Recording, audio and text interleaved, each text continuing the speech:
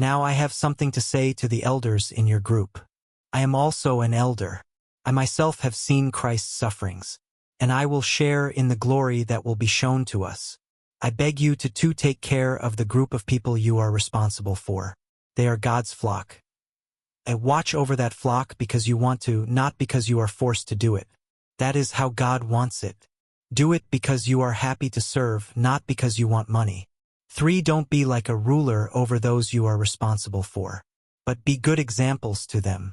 For then when Christ the ruling shepherd comes, you will get a crown, one that will be glorious and never lose its beauty. 5. Young people, I have something to say to you too. You should accept the authority of the elders. You should all have a humble attitude in dealing with each other. God is against the proud, but he is kind to the humble. 6. So be humble under God's powerful hand. Then he will lift you up when the right time comes. 7. Give all your worries to him, because he cares for you. 8. Control yourselves and be careful. The devil is your enemy, and he goes around like a roaring lion looking for someone to attack and eat. 9. Refuse to follow the devil. Stand strong in your faith. You know that your brothers and sisters all over the world are having the same sufferings that you have. 10. Yes, you will suffer for a short time, but after that, God will make everything right. He will make you strong.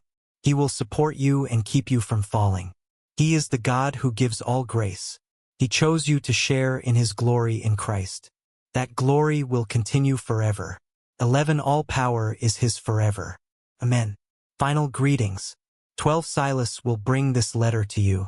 I know that he is a faithful brother in Christ. I wrote this short letter to encourage you. I wanted to tell you that this is the true grace of God. Stand strong in that grace.